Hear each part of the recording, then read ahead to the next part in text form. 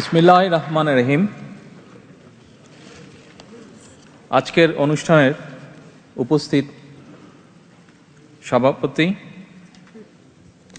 অনুষ্ঠানে উপস্থিত আমন্ত্রিত সুধীবৃন্দ, উপস্থিত সাংবাদিকবৃন্দ এবং আমার দলীয় নেতৃবৃন্দ, আসসালামু আলাইকুম। কেমন আছেন আপনারা? আলহামদুলিল্লাহ। প্রথমেই আজকের এই অনুষ্ঠান আয়োজন করার জন্য আমি আমার পক্ষ থেকে যুক্তরাজ্য বিএনপিকে ধন্যবাদ জানাই। আমি গত 5 বছর যাবৎ এই দেশে আছি। 5 বছর পরে আজকে আমার সুযোগ হয়েছে এই দেশে বাংলাদেশি কমিউনিটির যারা সুধীবৃন্দ আছেন তাদের সাথে সাক্ষাতের। সেজন্য যুক্তরাজ্য বিএনপির সাথে কে যেরকম ধন্যবাদ জানাই, একই সাথে যে সকল সুধীবৃন্দ আজকে এসেছেন কষ্ট করে এখানে এই অনুষ্ঠানে কষ্ট স্বীকার করে, তাদের সকলকে আবার আমি আন্তরিক ধন্যবাদ জানিয়ে আমার বক্তব্য শুরু করছি। সুধীবৃন্দ,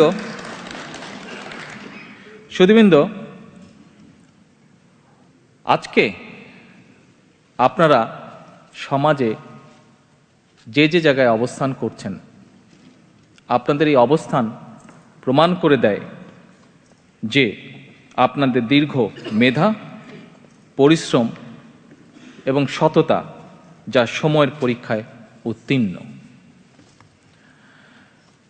সুধীবৃন্দ,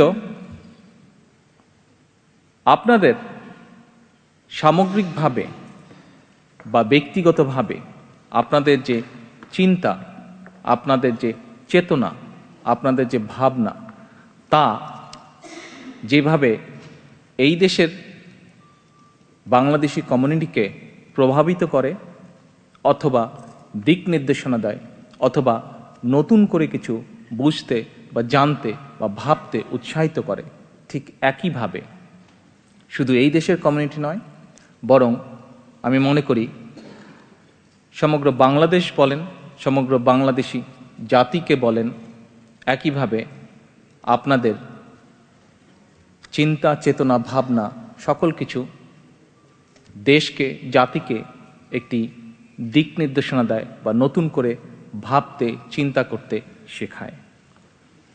এবং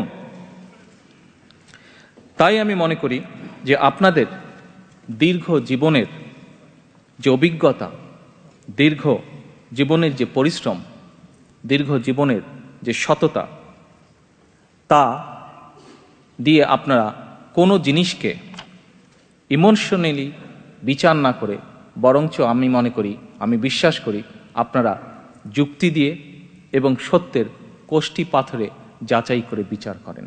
এটিই আমি মনে করি। সুধীবৃন্দ, আজকে এখানে আমরা অনেক গুরুত্বপূর্ণ বক্তব্য শুনেছি অনেক গুণী ব্যক্তির কাছ থেকে।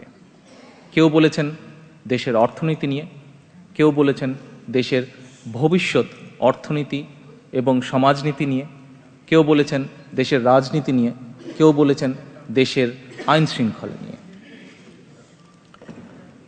কেউ তাদের অনুভূতির কথা বলেছেন, কিভাবে দেশকে তারা ভালোবাসেন, কিভাবে দেশের জন্য তারা চিন্তা করেন। সুধীবৃন্দ, একটি জিনিস আমি এখানে আমাদের মঞ্চে উপবিষ্ট যে সকল অতিথি আছেন আজকে, তাদের মধ্যে হাসনাত সাহেব একটি কথা বলে গিয়েছেন ওনার বক্তব্যে, যে ইতিহাস ইতিহাসের মতনই চলবে, ইতিহাসকে ইতিহাস দিয়েই বিচার করতে হবে। আজকে আমি আপনাদের সাথে, আপনাদের সামনে সেই জন্য ইতিহাসের কিছু বিষয় তুলে ধরতে চাই। সুধীবৃন্দ, সম্মানিত অতিথিবৃন্দ, যেহেতু আমি একজন রাজনীতিবিদ, স্বাভাবিকভাবে রাজনীতির সাথে ইতিহাসের একটি সম্পর্ক আছে। এবং এক বক্তা এখানে বলে গেছেন যে আমাদেরকে ইতিহাসটা জানতে হবে। ইতিহাসটা যদি আমরা জানি, তাহলেই কিন্তু আমরা ভবিষ্যৎ সম্পর্কে অনেক কিছু সিদ্ধান্ত, অনেক সঠিক সিদ্ধান্ত গ্রহণ করতে পারব। আমরা যদি অতীতের সঠিক ইতিহাসটা জানতে পারি, তাহলে ভবিষ্যতে সঠিক এবং বেঠিক এটির বিচার আমরা করতে পারব।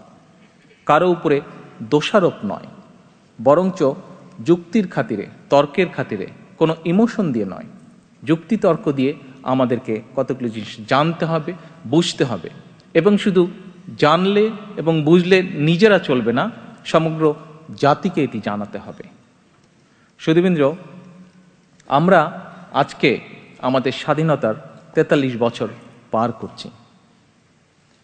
৪৩ বছরে আমাদের দেশে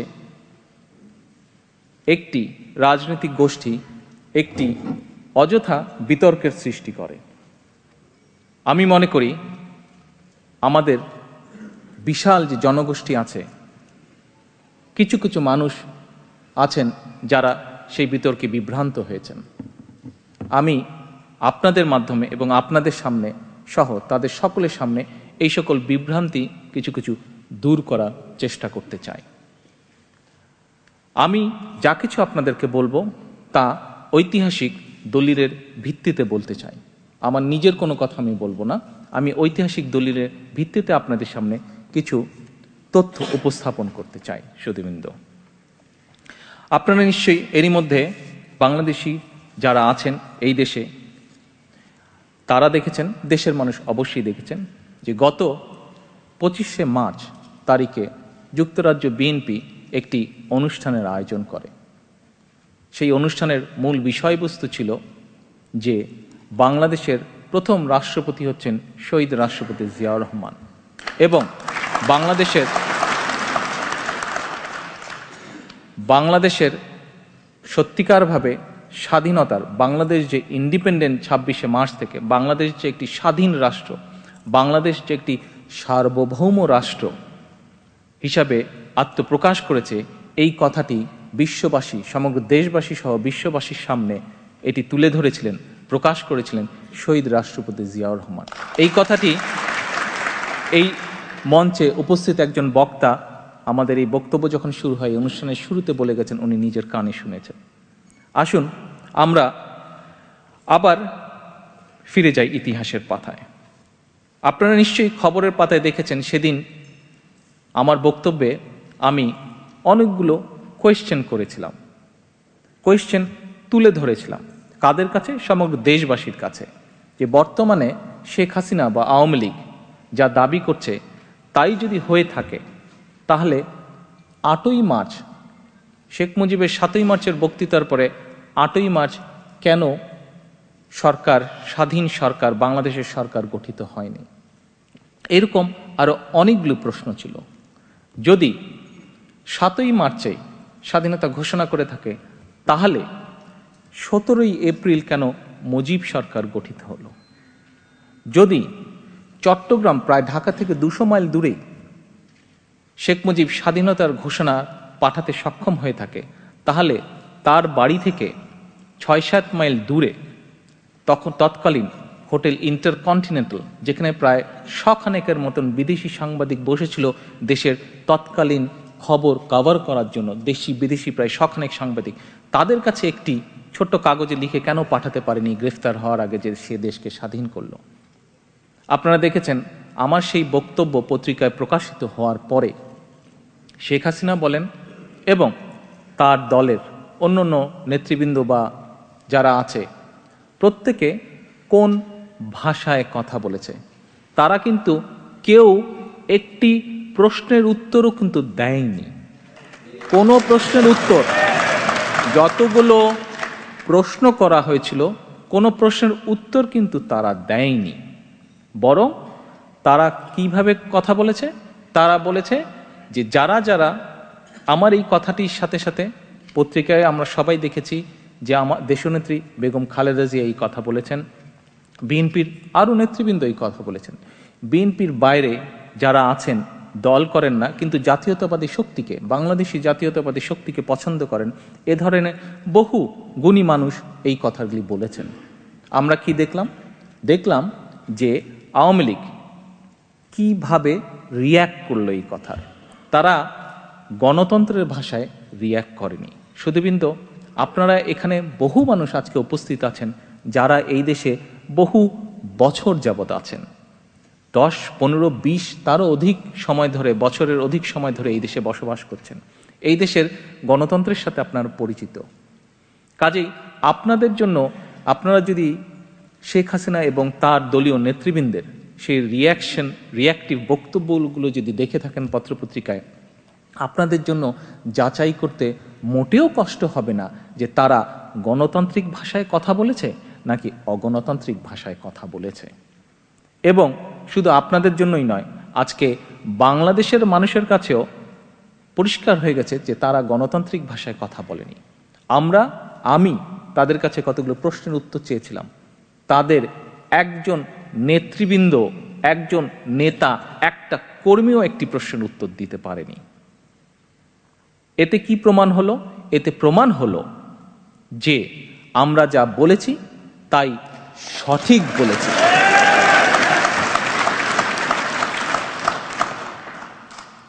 শ্রোতৃবৃন্দ, আওয়ামী লীগের ওয়েবসাইটে বলা হয়েছে যে শেখ মুজিবুর রহমানকে রাষ্ট্রপতি করে 10ই এপ্রিল মুজিবনগরে সরকার গঠন করা হয়েছে। আমি এই বিষয়ে আরও বক্তব্য তুলে ধরব। 10ই এপ্রিল, 17ই এপ্রিল মুজিবনগর সরকার গঠিত হয়েছিল। সেই মুজিবনগর সরকার ফর্মালি আত্মপ্রকাশ করেছিল 17 এপ্রিল। 10ই এপ্রিল তারা একটি ঘোষণাপত্র তৈরি করেছিল, সেখানে এই কথাটি লেখা আছে। এখন এইটার রেফারেন্স ধরে যদি আমরা বলি, এটি কিন্তু আওয়ামী লীগের ওয়েবসাইটে আছে। 10ই এপ্রিল মুজিবনগর সরকার গঠন করা হয়েছে এবং শেখ মুজিবকে রাষ্ট্রপতি করা হয়েছে। ফাইন। তাহলে আপনারাই আবার বলছেন যে 7 তারিখে শেখ মুজিব স্বাধীনতা ঘোষণা করা হয়েছে। আবার আপনারাই বলছেন যে 26 তারিখে শেখ মুজিবের নির্দেশে তাদের কোন নেতৃবৃন্দ স্বাধীনতা ঘোষণা করেছে অথবা শেখ মুজিব করেছে।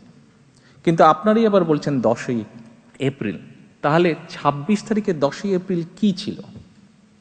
26 তারিখ থেকে 10ই এপ্রিল কি ছিল? তাহলে আসেন আমরা ইতিহাসের কিছু দলিলে দেখি। আমরা প্রথমেই শুরু করি, আমাদের এখানে আজকে উপস্থিত যে সকল সুধীবৃন্দ আছেন তার মধ্যে অধিকাংশই আমার বিশ্বাস সিলেট অঞ্চল থেকে আছেন, খুব সম্ভব অন্যান্য অঞ্চলেরও মানুষ আছেন, সিলেট অঞ্চলে আছেন। বাংলাদেশের প্রেক্ষাপটে আমরা জানি যে বাংলাদেশে যে এখন যে সরকার ব্যবস্থা, তাতে মোটামুটিভাবে ধরে নেওয়া হয় যে সরকার প্রধানের পরে মোস্ট ইম্পর্টেন্ট ব্যক্তি যে কে বলতে পারবেন? Finance minister. ইয়াস। তো আমাদের বাংলাদেশের সিলেট জেলা থেকে বহুদিন যাবতীয় ফাইন্যান্স মিনিস্টার নিযুক্ত হয়ে আসছে প্রায় প্রতিটি সরকারে। ভবিষ্যতে আমি বলতে পারবো না ভবিষ্যতে কোন জেলা থেকে হয়। তো এখন বর্তমানেও এই অবৈধ সরকার, শেখ হাসিনার অবৈধ সরকারের একজন অবৈধভাবে নির্বাচিত একজন ফাইন্যান্স মিনিস্টার আছে। সরি, ওয়েল,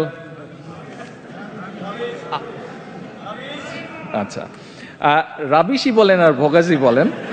এই ভদ্রলোক 27 কি 28 তারিখে, আমি 25 তারিখে যে বক্তব্য রেখেছিলাম, 27 কি 28 তারিখে ওই বক্তব্যের রিয়াকশনে উনি একটি পত্রিকা আমি দেখলাম, উনি বলেছেন যে কারো ঘোষণা টোষণায় কোনো স্বাধীনতা আসেনি, এরকম একটি কথা উনি বলেছেন। শহীদ জিয়াকে কটাক্ষ করে উনি এরকম কথা বলেছেন। উনি একটি বই লিখেছেন, বইটি হচ্ছে Bangladesh emergence of a nation, written by A.M.A. Muhith. এই বইটির 143 নম্বর পাতায় উনি লিখেছেন, major Ziaur Rahman within bracket later President of Bangladesh bracket close was the first to announce the independence of Bangladesh.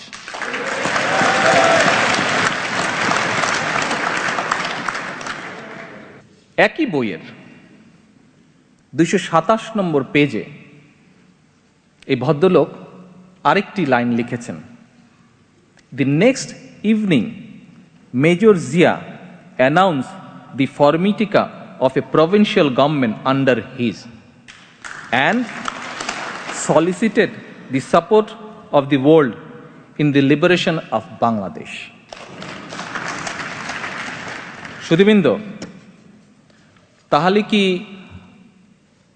বর্তমানে অবৈধভাবে নির্বাচিত আওয়ামী লীগ সরকারের অবৈধ অর্থমন্ত্রী কি স্বীকার করে নিলেন না বাংলাদেশের প্রথম রাষ্ট্রপতি কে ছিলেন এবং কে স্বাধীনতার ঘোষণা করেছেন?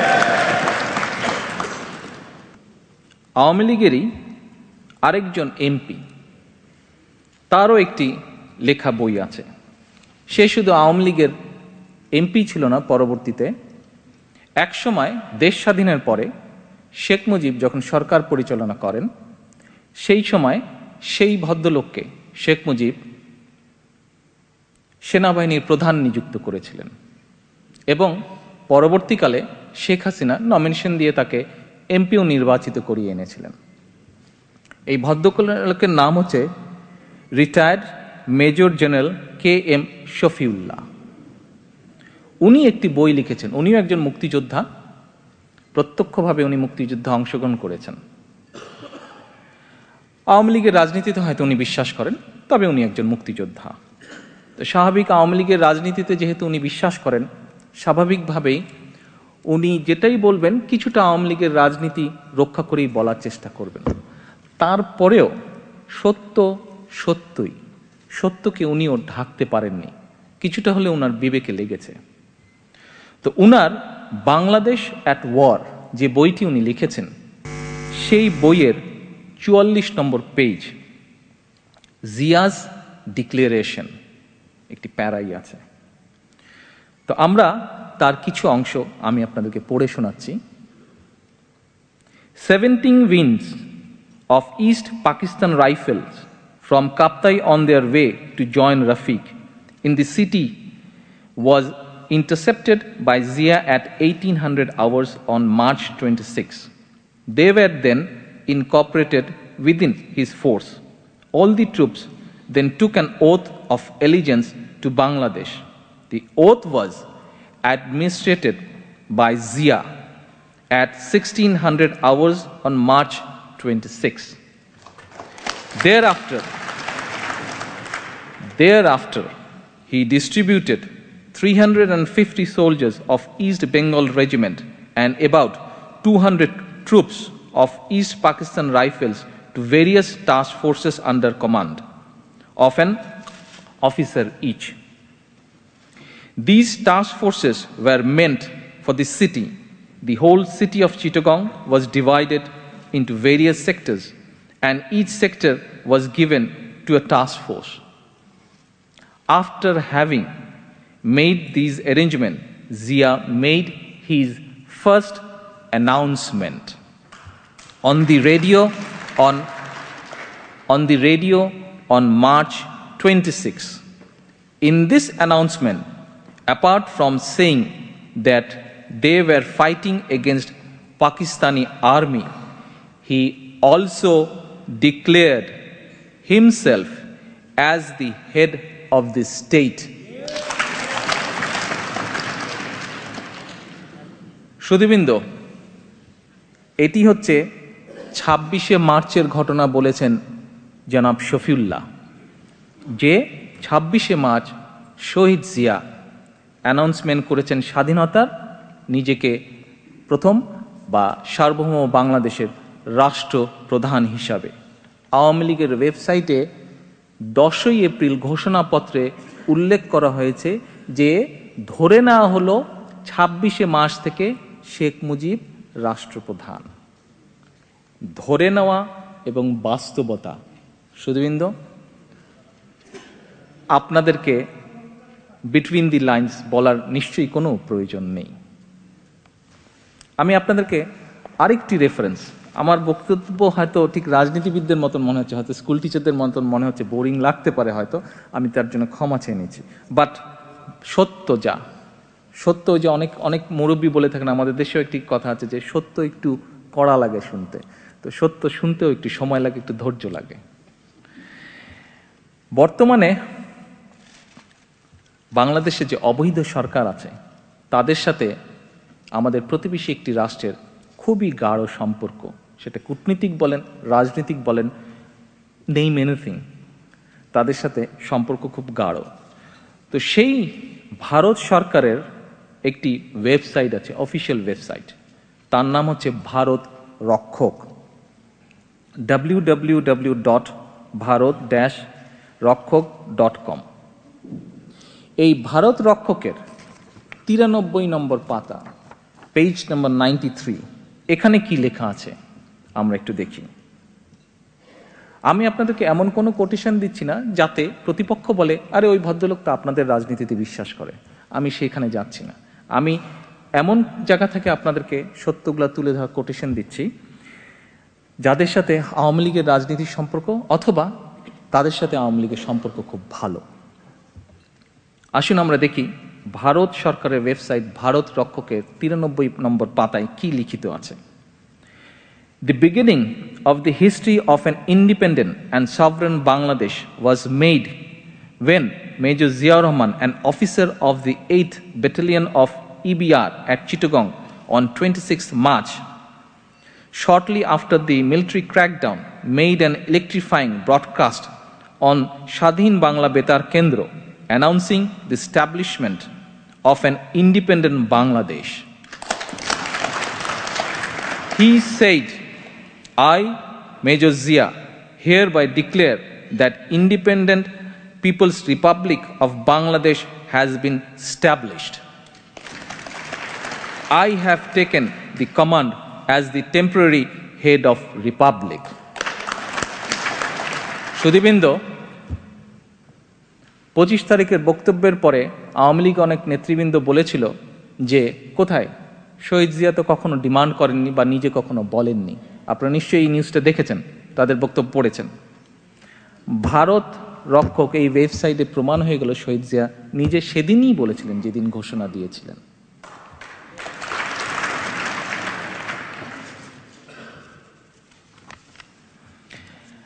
এখন সুধীবৃন্দ, আপনাদেরকে আমি একটি বিষয় বলতে চাই। কি সেই বিষয়টি? বিষয়টি হচ্ছে যে শেখ হাসিনা ওই দিন তার রিয়াকশনে বলেছিলেন যে 400 টাকার মেজর কোনো স্বাধীনতার ঘোষণা করেনি। আমি মনে করি এই কথাটি বলে শেখ হাসিনা বাংলাদেশের সকল মুক্তিযোদ্ধাকে প্রচণ্ডভাবে অপমান করেছেন। আমরা তখন হয়তো ছোট ছিলাম, আমরা বইয়ের পাতায় পড়েছি, ইতিহাসের পাতায় পড়েছি, কিন্তু যারা সেদিন সচক্ষে দেখেছেন যুদ্ধ, যারা যে সেদিন প্রত্যক্ষভাবে যুদ্ধে অংশগ্রহণ করেছেন, তারা সেদিন দেখেছেন সেই 400 টাকার মেজর, 200 টাকার ক্যাপ্টেন, 100 টাকার সিপাই, 50 টাকার ক্ষেত খামারের মজুর বা কামলা, তারাই সেদিন একবেলা খেয়ে আধা বেলা খেয়ে লুঙ্গি পরে সেদিন অস্ত্র হাতে যুদ্ধ করেছিল। সেদিন তারাই যুদ্ধের ডাক দিয়েছিল, যুদ্ধে ঝাঁপিয়ে পড়েছিল। বাংলাদেশের তৎকালীন 7.5 কোটি মানুষ যাদেরকে দায়িত্ব দিয়েছিল